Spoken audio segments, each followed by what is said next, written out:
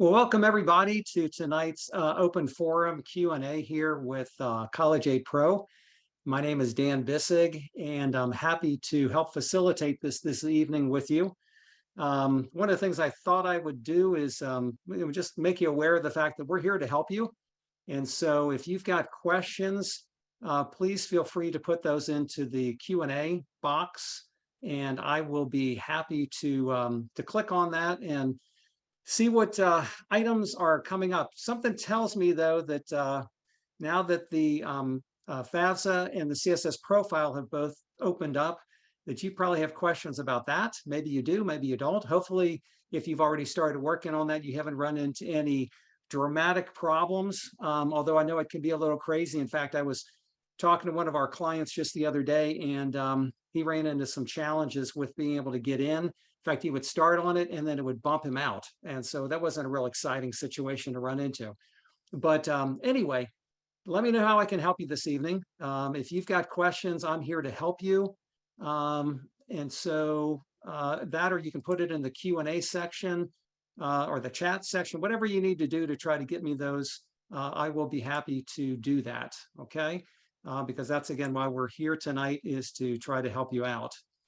So we already have our first question here. It says, on the FAFSA, does a 2-year certificate program that my child's brother is in count as another child in college? Yes. Yeah, that absolutely can be the case, because as long as it's a 2-year college program at a certified school, yes. Another question, if parents have a joint savings account with grandparents, does that need to be captured on the FAFSA form? Interesting question. Well, if it's a joint account, if your name is on it, then yes, unfortunately, you have to include that. Ideally, what you would do is get your name off that account. And by the way, just so that we're clear on this, let's not forget that when it comes to assets, you have the ability to make changes all the way up until the time that you hit submit. So the day of, or the day that you're working on the financial aid forms, it's the tax information that's from 2 years prior that you need to deal with. Another question, my son wants to go to the University of Washington in Washington State. I know we were supposed to apply to competing schools. What would be a competing school to UW? It is based on major, need, merit, geography. Thank you. Or is it based on that? Here's what I will tell you. One of the easiest ways that you can find competing schools is to look who else they play, and and what leagues do they play? What who else is their competition when it comes to football, baseball, basketball, whatever. Those are competing colleges in those cases, although you're dealing with a big flagship university here anyway. And so if they're planning, or if you're planning on having your child apply to other big flagship universities, I would consider that competing. Somebody said the chat is disabled. Okay, please put everything into the Q&A then for me. That would be great. Do we have to answer the what is the value of your business question if my husband owns his own business with 4 employees? If we're talking the FAFSA, no, you do not, because it's a family-owned business. With the CSS Profile, yes, you do. Yeah, you need to look at that. In fact, the CSS Profile this year did something a little bit goofy. They made some pretty dramatic changes to it, which we're really not happy about, by the way, because they took away the transparency that you had as far as the ability to look at things. It used to be that you could run an entire document to be able to check it, and now they, for whatever reason, just have it in sections. And so, again, when it comes to the FAFSA, yes, you don't have to put that down, or no, you don't have to put it down, however you want to put it. And in the CSS Profile, you will have to come up with some kind of a value. If collecting a pension, do I need to list that income? If it's taxable income to you, yes. Let me put it to you this way. If it shows up on the front of your tax return, yes. That's where that would come into play. I have another kid in a private high school. Does that count?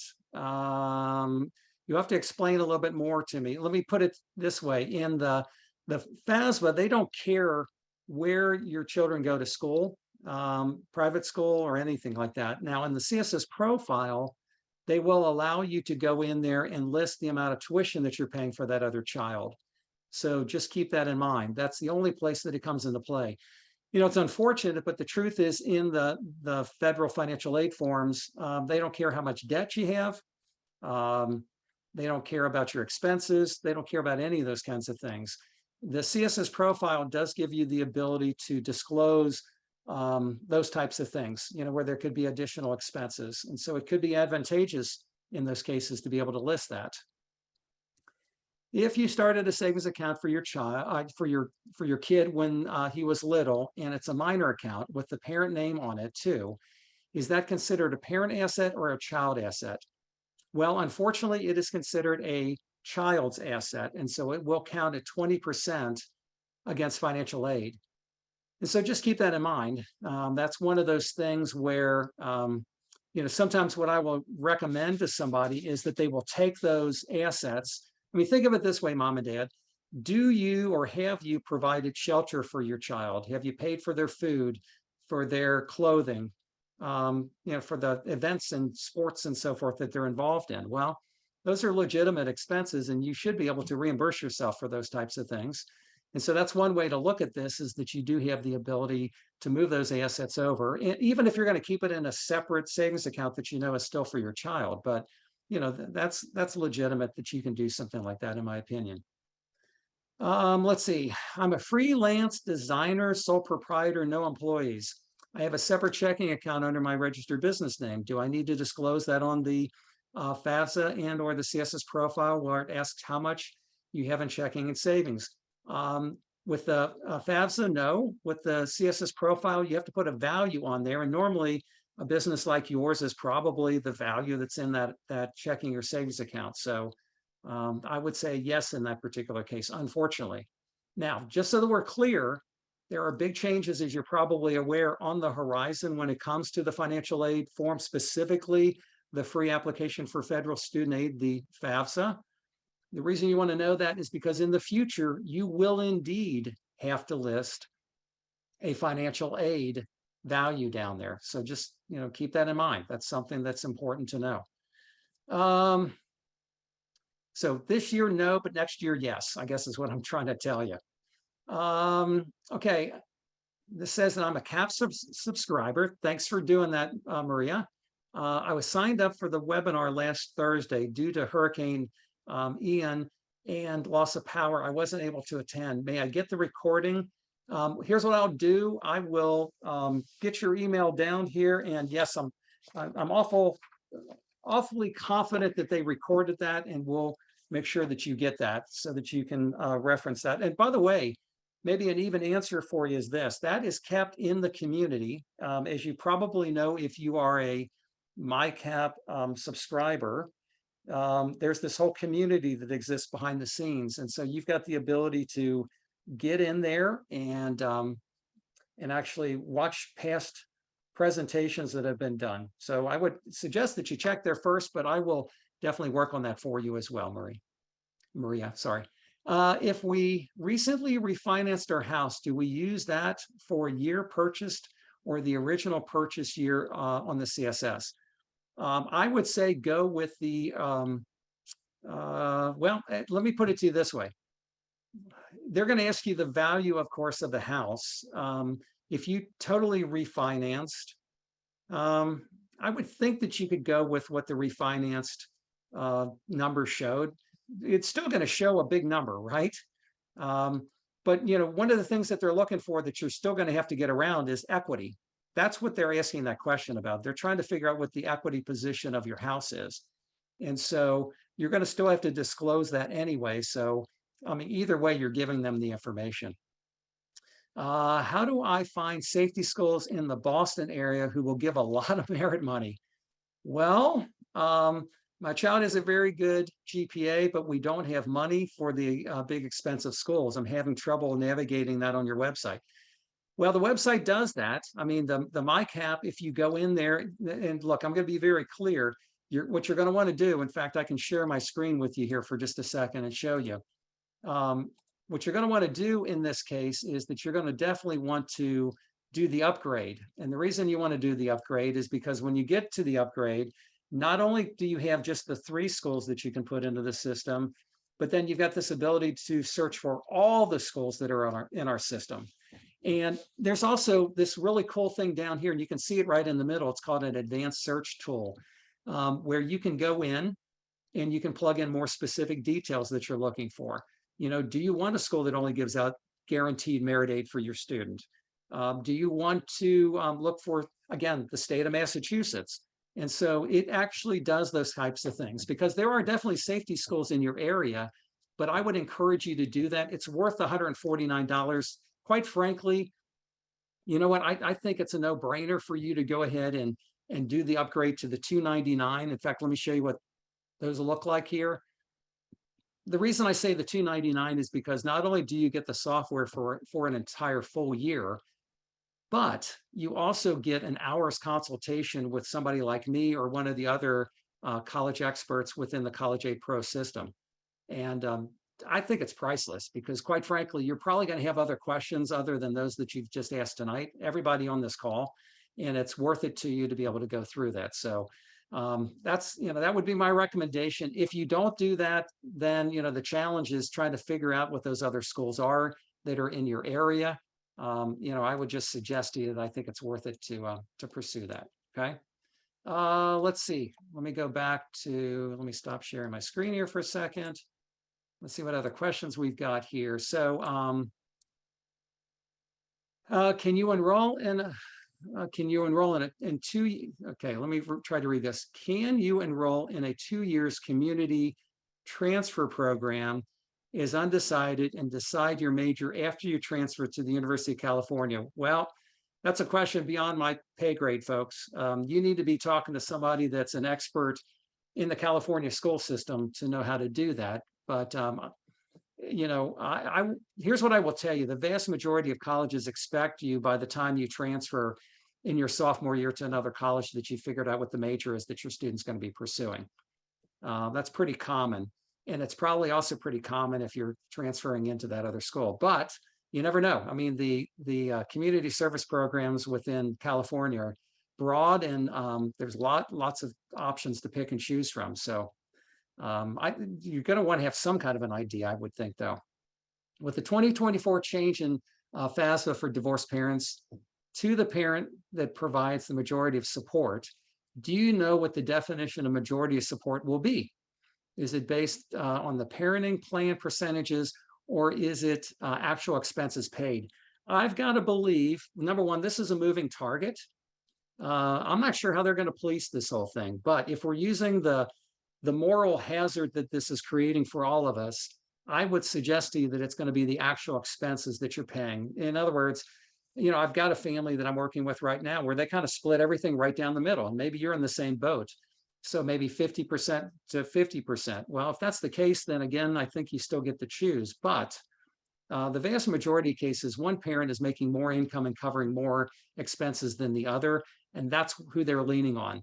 What they're trying to do, just so we're clear, is that there are families out there where one parent makes significantly more money, and in the current scenario, they claim that student lives 51% of the time with that lower earning or lower asset-based family. And I get it. I mean, I totally get it. But again, you have to be careful with that. Is there a place in the FAFSA to put the EFC? No. And here's why. Because it's going to calculate it for you. Now, this is something that you may not realize, and it's really unfortunate, by the way, but when you hit submit on your FAFSA, so you've got all the documentation in there, you hit submit, the very next form that comes up is this thing that says, congratulations, you've submitted your expected family contribution. But what they don't tell you is that about 3/4 of the way down the page, it'll say your estimated expected family contribution equals, and then there will be a series of numbers, some zeros and some numbers that are on there.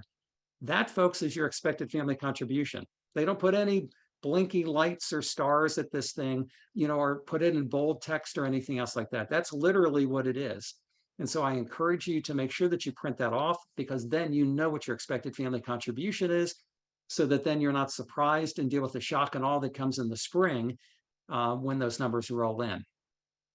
If my daughter decides on adding a college after the FAFSA was submitted, is it possible to update? Absolutely. In fact, what you need to know is that the FAFSA only allows you to put in 10 colleges. And let's say that your student has 12, that they want to submit it to.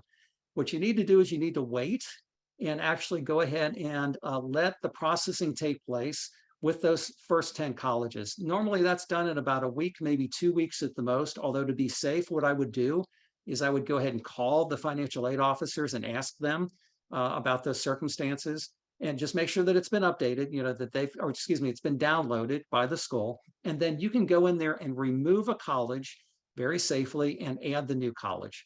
And also, if you are under the 10, then you can always go in and do an modification to your FAFSA and add that to it, okay?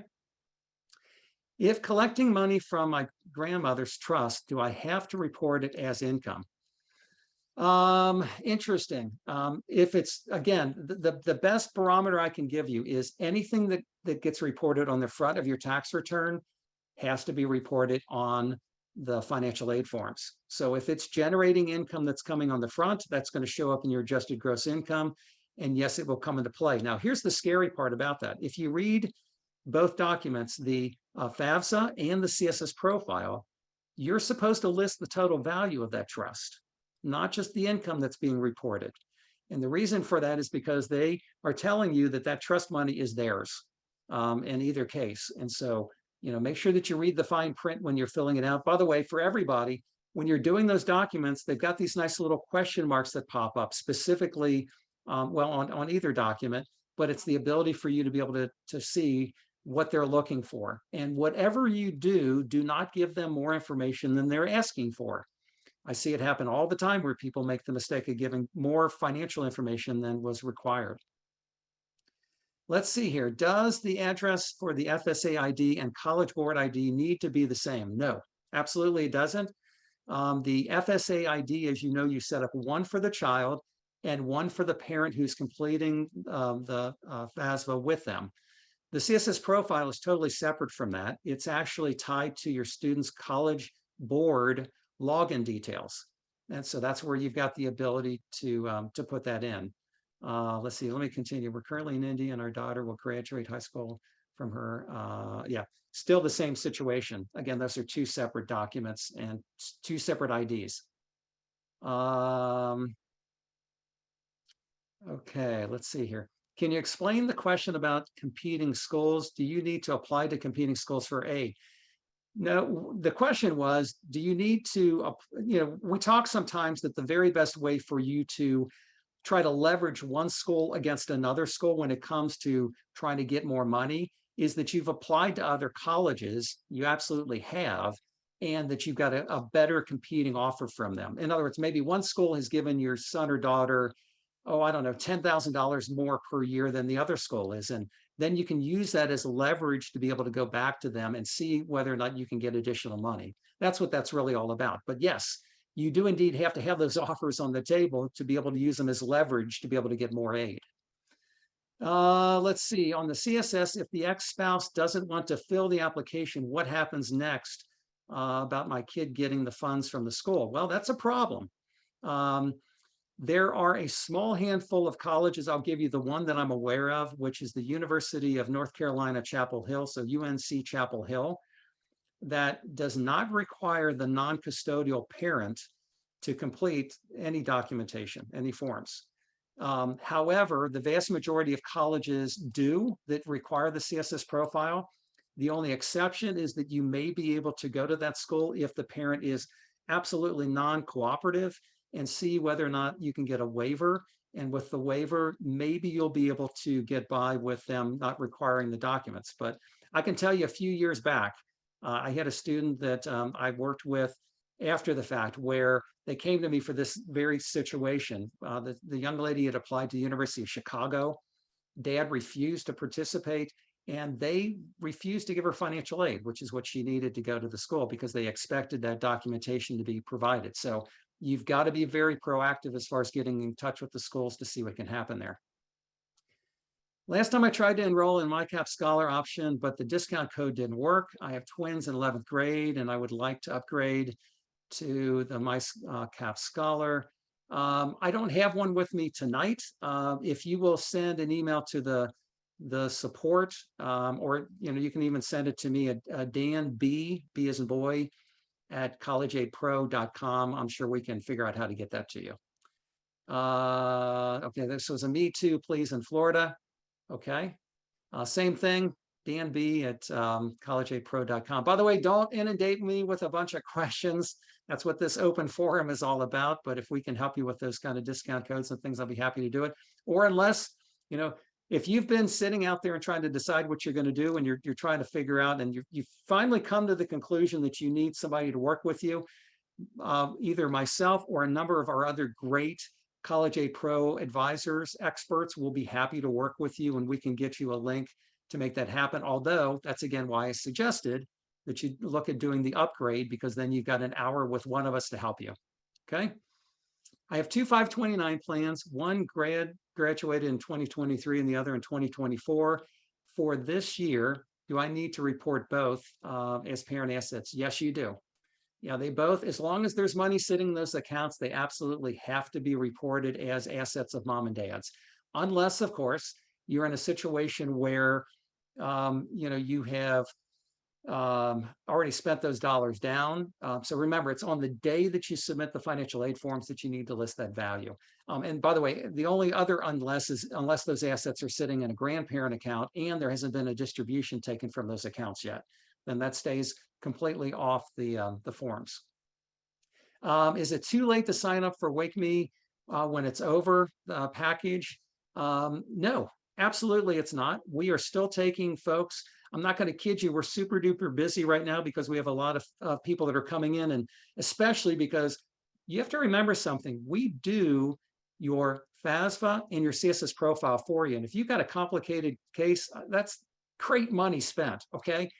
But the fact of the matter is, we'll still help you with that. We'll even help you if you're still trying to identify some other colleges. We'll help you in the future with the appeals process. And we'll even help you as far as mapping out how you're going to pay for college. So no, it's not too late. The question that you're asking about that code, you would just have to try it. I just don't know if that code is still working or not. Okay, apply to Dartmouth via ED. How to use Matt's competing schools, logic versus ED application. Well, you know what? There is no competing schools with a Dartmouth. You have to remember something. The big Ivies don't give out any merit scholarships anyway. Okay, they don't. They're only going to give you need-based aid, and the only way then in that case that you could have any kind of a competing situation is maybe with financial aid. And I see that you've got that on here, that maybe there could be some financial aid. That's the only way that I can think of that might come through. So I should have read the rest of your question there, but that's the only way because there's, again, no merit aid. And in the case of Vanderbilt, by the way, they only give about 1% of their incoming freshmen scholarships anyway. So there's just not going to be a lot of money there. If our daughter gets accepted to a college that she really wants to go to, but we're $10,000 short on tuition, and a family member decided in the last minute to pay that $10,000, can they pay the college directly? Will we, the parents, ever have to report that gift? They can indeed go ahead and make that payment. Although, there's some value in the idea of gifting the money to mom and dad if there's a trust factor. I mean, that's really what we're talking about here is a trust factor. But I've seen it before where an aunt or uncle or even a grandparent wanted to help their grandchild or niece or nephew out, and they just paid that money directly to the college. So it can be done. So it's not an uncommon thing. On the CSS profile, it asks for the amount parents pay for the student's education for 2022-2023. It is said it should include housing and meals expenses. How do we calculate these specifically for our student if we have multiple kids in the family? Any estimate formula? You know what? I think you got to go with a gut here. I really do. They're going to size you up based on your income and your assets and the income and assets of your student. They're going to make a judgment call. And quite frankly, no matter what number you put down, they're going to tell you what they think you should be able to pay to send your son or daughter to the college. So don't be unrealistic with it, but also don't shoot yourself in the foot by putting a ridiculously high number down.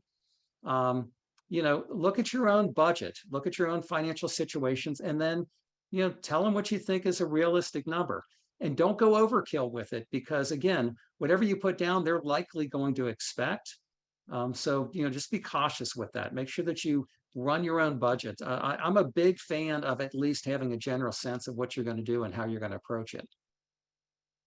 Let's see, if a divorced family or in a divorced family, do both parents need to fill out the FAFSA, particularly if you fill in parent one is necessary? No, the answer is no. So in a divorce situation, you always, again, only pick one parent to complete the FAFSA. Now, the difference is with the CSS profile, again, you have to look into that, whether the college is going to expect both to do that. Okay, really, really important that you know that. The $2.99 service on the one, and will you help fill out the CSS?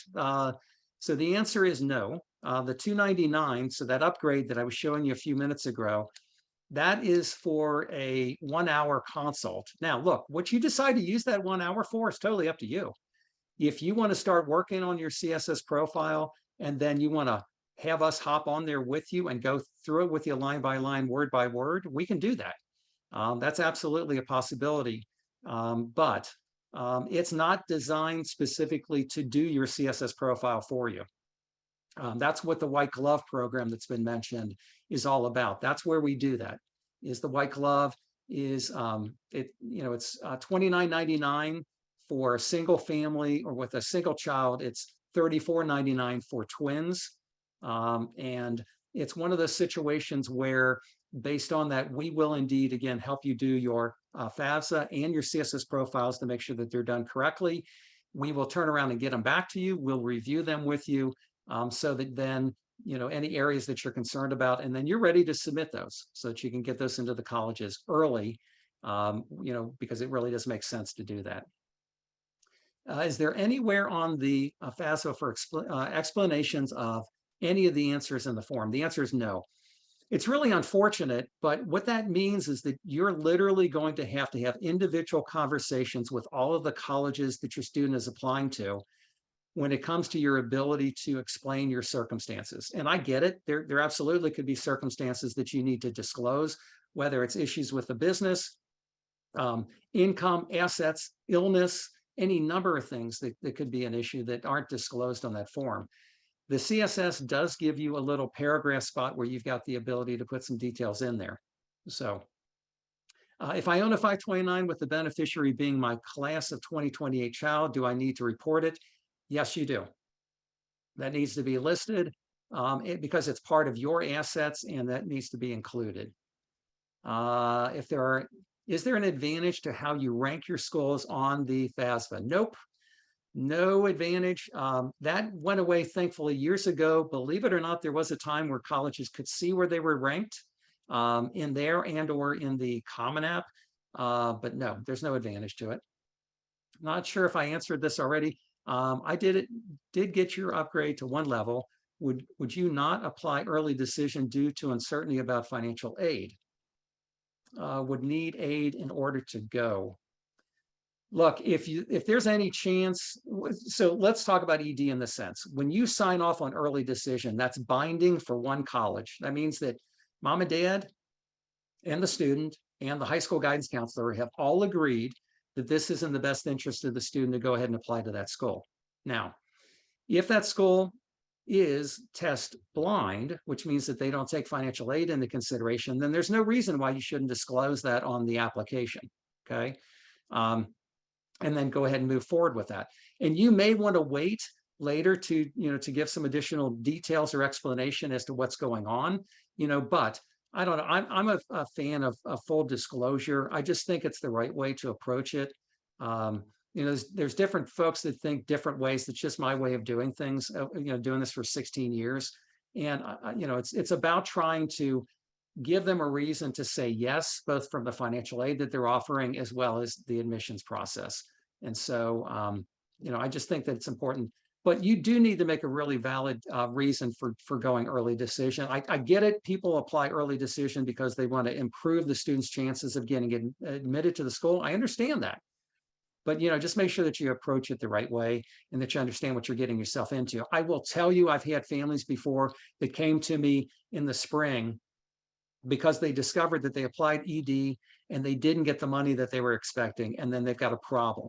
They've got a really big problem because the student, of course, has already been telling everybody where they're going to school, and they didn't have any really good backup plans. So make sure you've got backup plans at all times.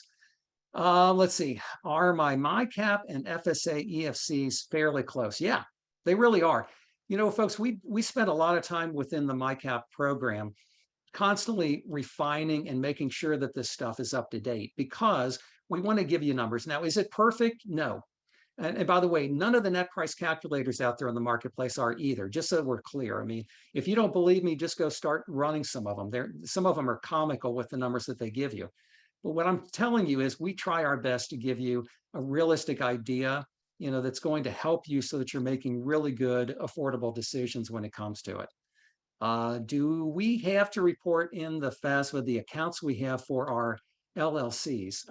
No, nope, not this year, but yes, next year, October 1st of 2023, when the new financial aid form comes out for the 2024-2025 school year, yes, you will. So that's coming, unless something changed between now and then. My stepkids are 50-50 between us and their mom. It looks as if my stepson will have a more beneficial FAFSA if his mother completes it. When we are inputting household members, do I include him and his siblings on my FAFSA? Would the contributions we give towards college for my stepson be something we could use for a second look as referenced by Peg in the step-by-step currently posted? Okay, so you've already been to see something that she put in there.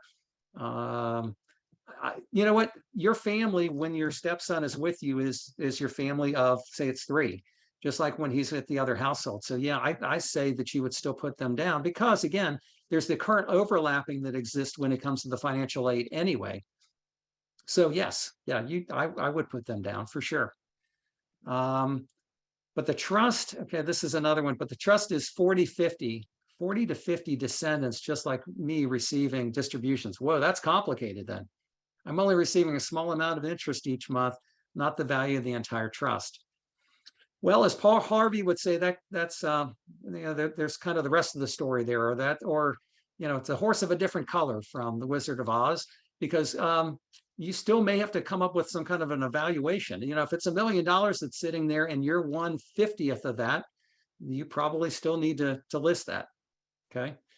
Yeah, this is a really long question. She's already warned me.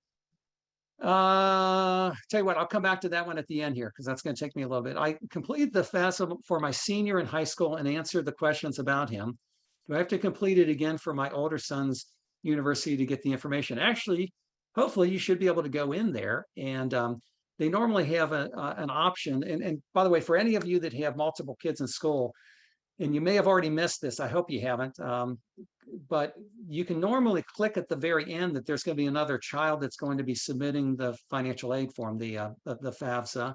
And if that's the case, then it will auto-populate the next child when you get in there. So try that, see if it's there, see if it already will give you that option to be able to do that, okay? Do all UC California schools offer the same standardized aid or each have their own guideline financial aid package? Well, let me say this to you. I don't live in California. You've got the Cal Grant and all those other kind of great things that are out there. So those kinds of things would be absolutely consistent from school to school. But what's not going to be consistent, well, and all the federal aid is going to be consistent from school to school. There will be no difference on any of that kind of stuff. The only difference would be sometimes how the schools hand out some of the things. You know, if they've got the federal supplemental educational opportunity grant, some of those kinds of additional grant dollars that are available, and or if they're specific. So you have to know that any of the colleges do indeed control 100% how they hand out their own money. So any of their scholarships or grants, they're 100% in control of that. But the federal aid and the California aid will be consistent from school to school. I didn't work in 2021 and have only worked for half of this year. I'm concerned that the EFC will increase in future years, especially if aid is based on my ex-husband's salary for 2024 FAFSA change. Any suggestions on what I could do to estimate future costs? I mean, number one, you could run the EFC calculator within our program. Again, if you do the the 149 upgrade, where you could just make modifications to the income to see what the numbers look like in the future. And then what you'd have to do is change the graduation years for your kids. But that's one way to approach it for sure. Also know this, based on what you're saying here, it is important to know that you do have the ability to go in and appeal financial aid offers from a college, meaning and this is a change, by the way, it's coming across the board with every college in the future. But you've got the chance to go in there and appeal it, which means you can explain your circumstances, meaning your past tax return is not a reflection of your current situation, okay?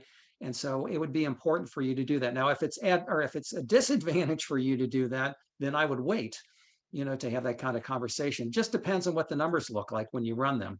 But definitely use the MyCap to do some additional, options.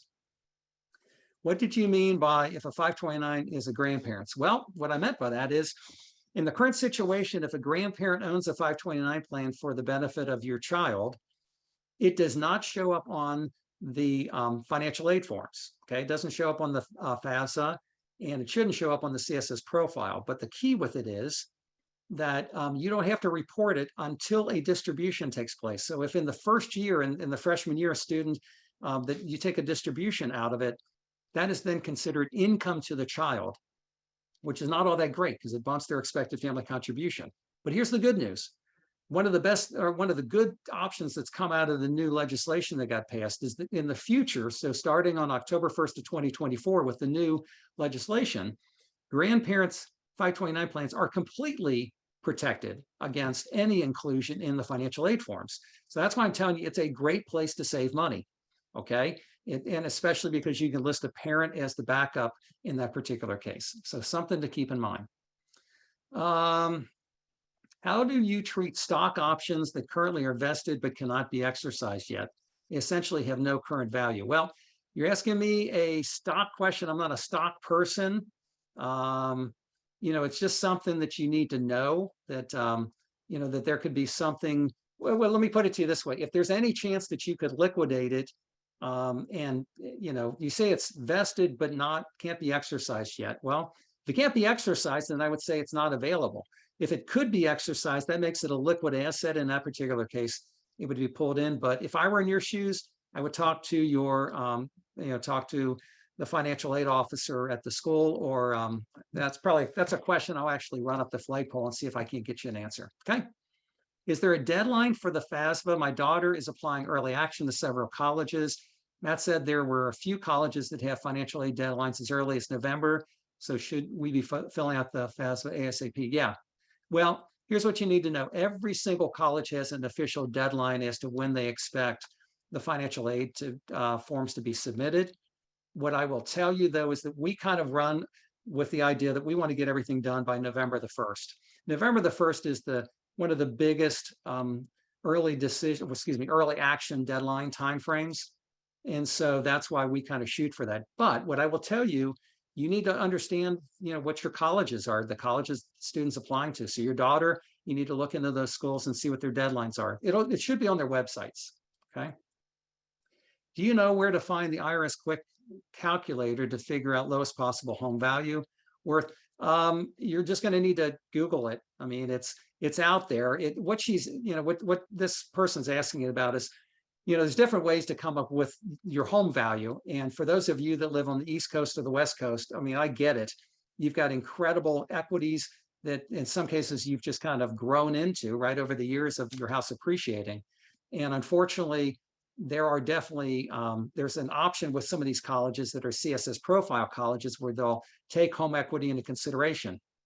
How they do it totally depends on their situation, as to what they're going to do. But what I would suggest that you do is just do an IRA or a Google search for that and, to pull that out.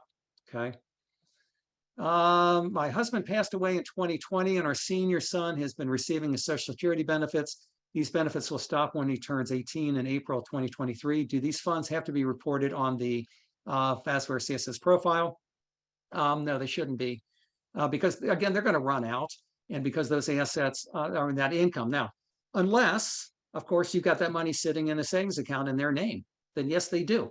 If you keep it there, If you don't move it around, then yeah, that money does indeed have to be reported. But again, the key on everything is, does anything show up on the front of your tax return? If it shows up on the front of your tax return, then it absolutely must be reported on your financial aid forms. Does it make sense to work with you after we have received acceptance letters and financial aid offers to see if we got acceptable offers or need to negotiate more? If so, do we pay an hourly fee? Yes and yes. Yeah. So, and by the way, I have to answer yes and yes. If you're not a white collar client of ours, or where you've already started to, or excuse me, white glove client of ours. In that particular case, no, you won't pay anymore. But if you're not a white glove client, yes, you would be getting an hour meeting in the future. That's where you would pay the $2.99 to be able to do that. And folks, I'm going to tell you, I had a case just this last year where I worked with a family. I was able to help them get another $20,000 per year from a very prominent school. And it's because we appealed the offer that they received. And there was a legitimate reason to do it, but absolutely that can be done. Let's see, 2 kids will be applying to college in 2024. The multiple student discount rules are changing. Yes, it is. Is it worth asking appealing to colleges for tuition discount? Heck yeah, why not? The thing that's really up in the air is how the colleges are going to react to this, meaning all the public schools are going to have to follow the mandate. They don't have a choice. What we don't know is what the private colleges are going to do, and specifically the private colleges that use the CSS profile. We just don't know. It's only going to be a matter of time. The odds are that they likely will go ahead and make a modification similar to what the FAFSA is doing, or maybe do that over a period of time. But it sure can't hurt to go in and ask for that situation. I'll tell you what, I'm going to do something real quick here. I want to go back up to this longer question that was asked. Okay, so my husband inherited land from his family farm since his parents have passed away. It's been challenging to find the value of that land. Can it be considered a family farm and not need to be reported, or does it need to be claimed as an investment farm? We do have on our 2021 tax form, farm rental income and expenses. It's so minimal, so this is frustrating. Okay, I'm not going to get into all the details about what they've got here, but here's what I will tell you. If it's generating income to you, then unfortunately, yes, it likely needs to be listed as some kind of a value. You're going to have to put something down on it. And yeah, I would absolutely go with like a fire sale. The 20% is what everybody keeps talking about. And I totally agree with that, by the way. The fire sale is that you've got to unload it right now and get rid of it. And so, yes, I would absolutely say that that's the case. But what's getting you is the fact that it's generating some kind of income to you. And even then, the fact is that land does have value, and it could indeed be developed. Although I see you say there's a conservation easement. I mean, you may have an opportunity here to actually petition or appeal to a college based on this if they don't want to give you credit for that. And you could for sure explain the circumstances with it and just see what they'll do. It can't hurt. It absolutely can't hurt, because it kind of stinks to have that huge value count against you when it comes to your EFC. Okay, let me go back down here again and keep going. Is the FAFSA per college or one application for all colleges? It's one application for up to 10 colleges. And so that's the way it works, is that you've got the ability to go ahead and submit that to 10 colleges. And then again, if you run out, if you got more than 10 colleges, then you have to wait until those get processed, go back in, delete a couple of colleges and add the other ones. Someone's asking again, if we are retired and collecting income from our retirement accounts throughout the year, does this count as actual income for filling out the FAFSA form? If it's on the front of your tax return, if it's creating taxable income to you, and that impacts your adjusted gross income, then yes, it has to be reported. How do I sign up for the white glove package? So you can actually, once you send me an email, send to danb@collegeaidpro.com, and I'll make sure that we get you connected with that information. Okay, so Dan B as in boy, at collegeaidpro.com.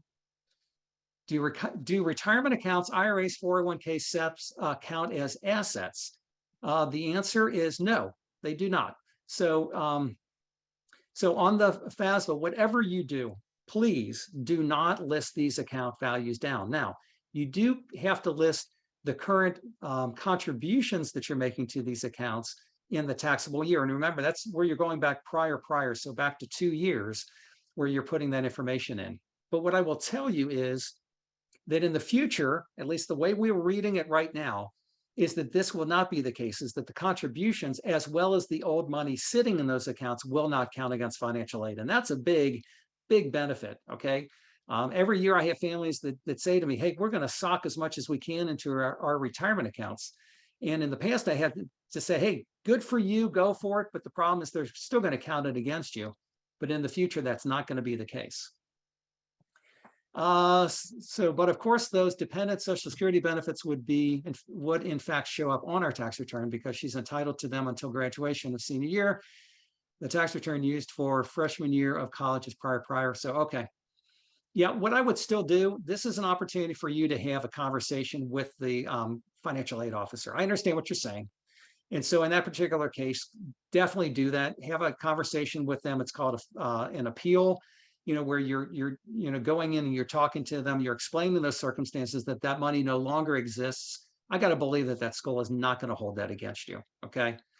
On tax forms, you don't report the value of investments, you report your dividends. On the FAFSA, you have to report the value of the investments, correct? Let's see, you report your dividend. That is correct. That is absolutely correct. But so what she's basically saying here is the value of the dividends, so the capital gains and the dividends and things that you get that show up on the front of your tax return needs to be reported. Wait a minute, hang on. What kind of investments are we talking here? Because you have to remember, if it's a retirement account, you're correct. Those assets do not need to be shown. If it's any other kind of an investment, cash, checking, savings, money market, CDs, double E savings bonds, stocks, bonds, mutual funds, ETFs, anything that can be liquidated, absolutely those values have to be included. And you're putting that as part of your asset value under your investments. The only values that are protected are retirement assets and your home equity. Do not put your home equity down on the FAFSA. Okay, on the CSS profile, different story. It depends on the school if they ask you for that. Again, another question was asked about signing up for the white glove. Again, send me an email. I'll be happy to get you connected with that. It's again, Dan B at collegeaidpro.com, Dan B at collegeaidpro.com. We already talked about the one about the 10 schools, so no, but you can later if you take them off and put them back, put the new ones in after they've been downloaded by the schools. How soon will schools begin looking at the FAFSA? So number one, they should do the download in a week or two, but you can always contact them and say, hey, have you actually done the download? And they'll tell you. They'll be able to look in their database and see if it's happened. After that, it's totally up to them. Some schools don't start even doing anything with financial aid offers until after the holidays. And so it just really depends on the individual schools as far as what they're doing. I'm going to take a drink real quick here. Okay. So this is one sophomore, divorced and both remarried. So 4 incomes, assuming no needs-based, however, will need help paying for college. Willing to apply for as many private scholarships or grants. Is that something College Aid Pro helps with as far as identifying opportunities? So here's the thing. In the MyCap software, when you do the upgrade to the either the 149 or the 299, you get access to the scholarship. Let's see here. I'll just share this with you again so that you can see what I'm talking about. So, oops. So it's 2 different options, which is the 149 gives you access to our scholarship database, which is in there. And so that's just an option that you've got to look for private scholarships within the platform. And then you also have the ability, of course, to look at the colleges individually for scholarships as well. Now, when it comes to outside scholarships, that's a situation that's on an individual basis, whether the independent educational consultants that you talk with will give you suggestions on other scholarship websites that you can visit. However, what we don't do, we absolutely do not go looking for individual scholarships for your student. quite frankly, we just don't have the time to do it. That's something where we can give you ideas and or again, remember the number one place to look for scholarships is the colleges themselves. That's why you want to be so particular with that. Number two is going to be with the outside private scholarships. So always go for the colleges first, but that's why you ought to use our tool that's got that information in there. Okay. Right. Let's see here. Trying to get this thing to cooperate with me here. Let me keep going with some more questions here then as we're working through this. I know this is tough to answer, but what does a kid have to get a full ride merit scholarship? Do they have to have an SAT score or a GPA much higher than the school's average, or is that not enough? You're right, it's impossible for me to answer. The reason being is because every school is unique as far as what they're looking for with the scholarships that they're going to give out. I mean, quite frankly, there are schools where you've got guaranteed scholarships if you've got a certain GPA or a certain GPA and a specific test score that you get guaranteed scholarships. In other cases, there's a scholarship range that they give you. And so in that particular case, what we're talking about is those are competitive scholarships that the student is applying for. And every college out there is different. Let's not forget the Ivy League schools do not give out any merit scholarships. And then you've got the Ivy wannabes, that, again, a big group of private selective colleges that are out there, as well as some big flagship universities that are definitely more selective in the money that they give out. So it's truly just a school by school basis. There's no doubt that you're going to find the biggest amount of money with private colleges that are out there that are desperately trying to recruit students, as well as regional public universities. Some of the smaller regional public universities, not the big flagships necessarily, but some of the regional colleges give money away. In fact, they give money to attract students from other states to come in. There's also, of course, the big boys like the University of Alabama, University of South Carolina that do a lot when it comes to recruiting, especially Alabama, when it comes to giving away scholarship money. So you're just going to have to be really particular. But again, if you use the MyCap software, it's got a tab in the advanced search. So again, you do the upgrade, it's got a tab in the advanced search that will allow you to be able to work through that. Okay. So it's one of those things where I can't stress to you enough the value that you get with that particular program, as far as the ability to search specifically for guaranteed scholarships for your student, which will then identify only those schools that are going to do that and really help you as far as picking it. All right, let me see what else we've got here. For 2023 FAFSA, our FSA application, 2021 tax return is only needed. That is correct. Yeah, so for the 2023 graduate, you're using your 2021 tax return. And by the way, in the FAFSA itself, what you're doing is you're using the IRS data retrieval tool, which will hopefully work, so that when you click it, it goes out to the IRS website and then it gets your information for you and will input it. But you still need to have a copy of your tax return in your W-2 with you when you're filling out that form, just to be be safe. Sometimes the IRS data retrieval tool will not work, and so you have to manually enter your information into the system. And by the way, you'll need it if you're doing the CSS profile as well. So make sure that you also have the values of those assets that you've got out there.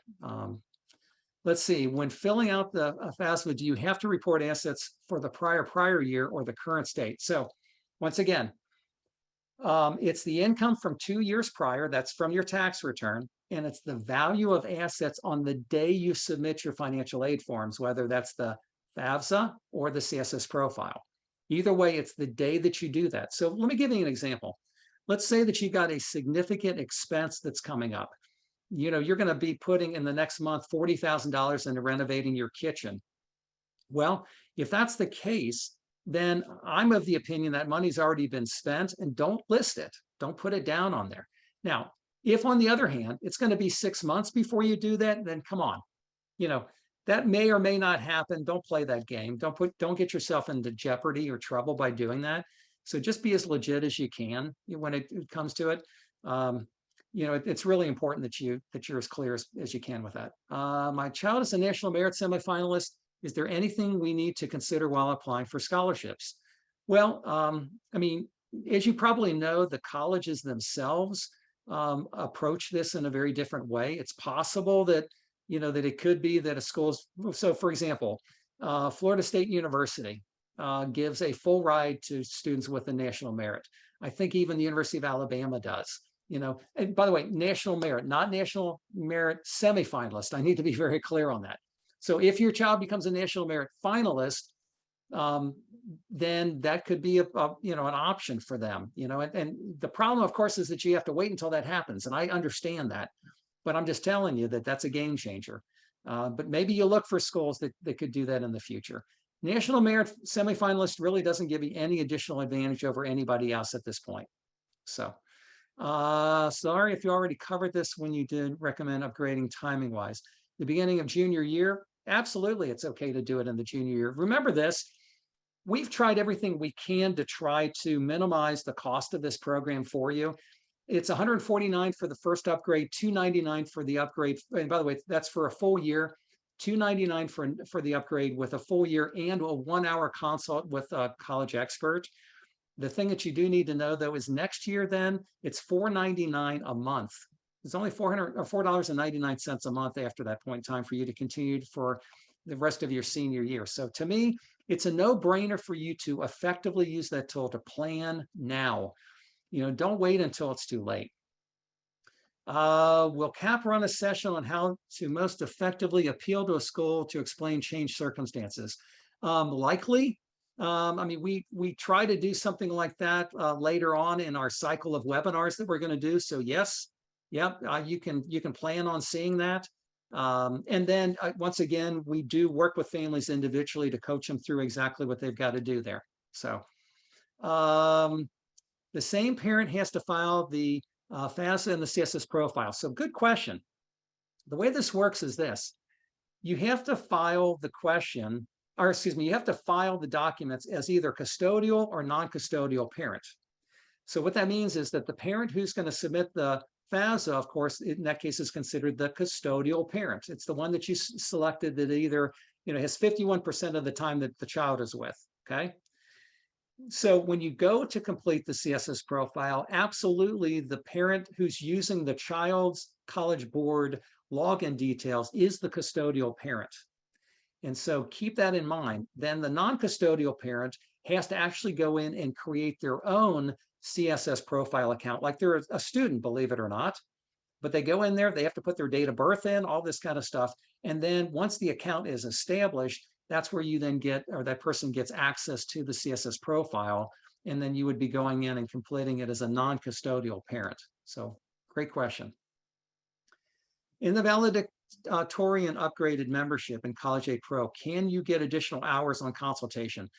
Yeah, so the way that works is each additional hour that you get with us is $299. And I realize what's happening is you're kind of getting a bonus, aren't you? The first time that you do it, you're getting the software for a full year for basically for free. Well, not really, but $149 for that and $149 for the 1-hour consultation. Every meeting after that is indeed $299. So that's why, you have to start weighing how many questions do you think you're going to have? Does it make sense for you to go ahead and move forward with the idea of the white glove program? Because I realize it's a lot of money, but there's the advantage to be able to do that. In fact, the one thing I'll do, I'll share this with you tonight so that you've got this, and then we'll have to work through this. But there is a discount that you can use on the white glove. I'll give you mine right now. It's Bisig, capital letters BISIG 500. So Bisig BISIG 500. Don't use what's popping up here on the live feed. But if you use that, when you put that in the coupon code, it'll save you $500 off of that. So hopefully that'll help you. Other questions? How does it work to help with negotiations once offers have been received? Well, it's real simple.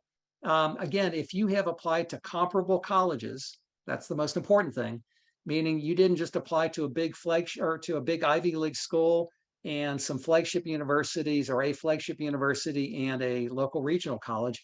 In that case, you don't have any leverage. The leverage that you're going to get is going to be based on either a changing of your circumstances. So in a case where you need to communicate that effectively to the college so that they understand your situation, or that you've again applied, your student has applied to multiple schools that do indeed compete against each other for the same types of students. And if that's the case, then that's what we're looking at. All right. I think, believe it or not, those are all the questions that I see, which is great because we're at the 8 o'clock hour. Folks, I hope this has been helpful for you tonight. We've covered a lot of stuff. Again, this recording will be available in the community. And I want to thank you for coming tonight. We want to thank you, whether you're already an existing MyCap client or whether you're looking at upgrading in the future. Remember, we're here to help you. We know that this is a crazy and stressful time for all families as you guys are trying to get everything turned in and get it in on time. But just know that we're here. And again, appreciate you attending this evening and hope this has been helpful. Talk to you later.